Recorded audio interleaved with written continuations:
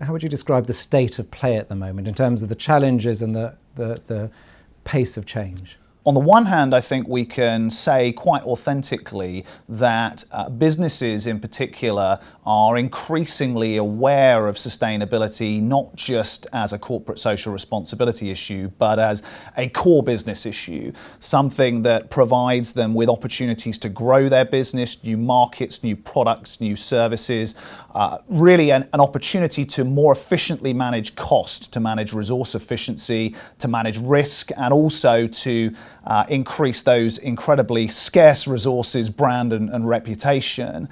So I think in that sense, it's a good news story. And the other side of the story is that while we are making real progress, there are enormous gaps. And I would point to two really important gaps: an execution gap and a transformation gap.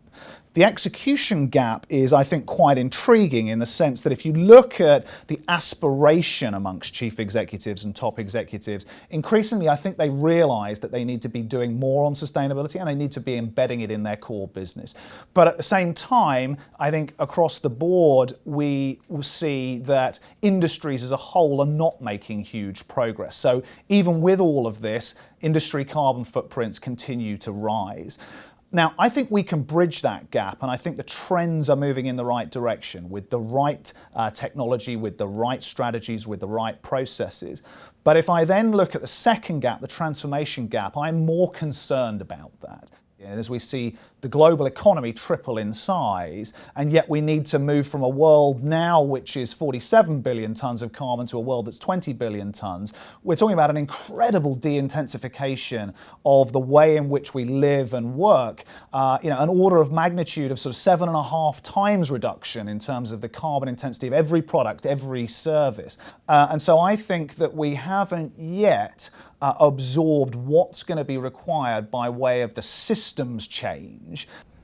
So why are we not getting this connection between recognition of issue and action at that deep level? At the moment, there is a bias towards action, which is a good thing, but there is a danger of that action inevitably being about incremental change rather than some of the radical step shifts and transformation that we require. So I think that's one of the things that we need to do differently to close the transformation gap, is to ask the right questions that aren't only about incremental change, which we should welcome when it's directionally correct, but also asking the big question of how do we move an entire system. So talk about business for a moment. Is that a lack of imagination?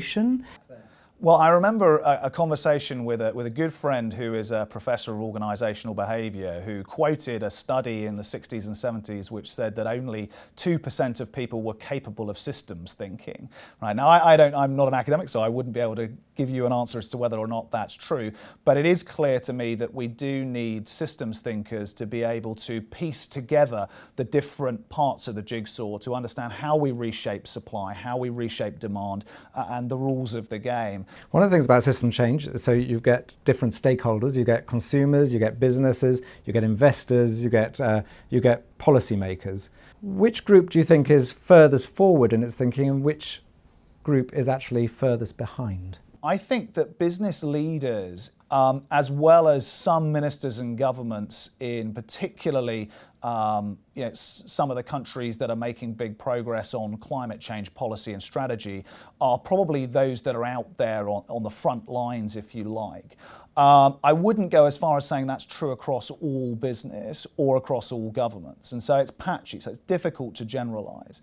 I think we need to see more from investors. There's almost a dialogue of the deaf going on at the moment between top executives and investors, and we need to see more done to bridge that gap. We've been talking about that for a decade. I remember, when CSR started, Sure. It was about, every conference was showing the business case. Yeah. And now here you are 10 years later saying actually what businesses need to do is show the business case. That doesn't look as though business has actually moved at all. What I mean by this investor-executive gap is that the debate has matured, but what I'm still not certain about is whether or not this is at the core of the way that CEOs themselves articulate the value of their business to their investors. sounds as though you're letting the financial markets off the hook a bit. In terms of the whole issue of short-termism, about the fact that actually investors are not doing the amount of research that's necessary, they're not acknowledging companies that are actually making a difference. So I do believe that investors have to raise their game. And I also agree that, largely speaking, mainstream institutional investors are totally absent from the sustainability conversation.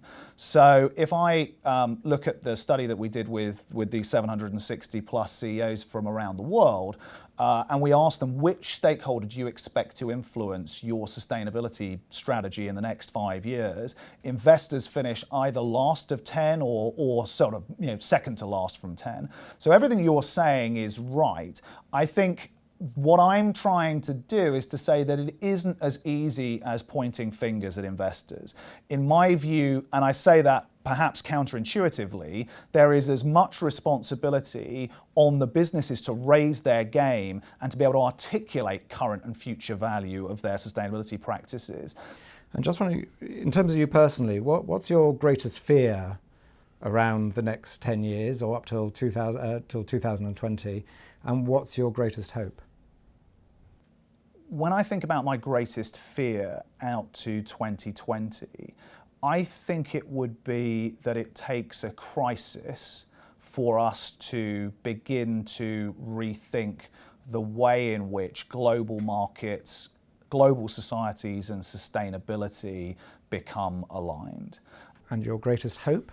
I think my greatest hope would be that sustainability becomes a little bit like globalization or e-commerce.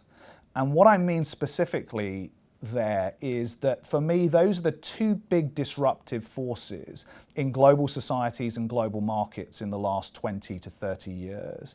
So both the shift from national to global markets and societies in the wake of the fall of the Berlin Wall and the collapse of the Cold War paradigm, with multinational companies becoming global and needing to rethink the way that they set strategy, their leadership, their processes, their global supply chains on the one hand, and then with regards to information communication technology, the shift from analog to digital. And so those two terms, globalization and global strategy and e-commerce, have now become totally embedded within business. You very rarely hear global strategy or e-commerce. They're just a part and parcel of the way in which you do business. And my hope would be that sustainability becomes very much in that vein, something that becomes embedded and becomes a norm across organizations. In particular, my hope would be that it becomes the lens for growth at a macro level within countries and at a micro level within companies. So this becomes seen as the way to grow your company, to grow your economy, by aligning the power of market forces with sustainable development outcomes for society.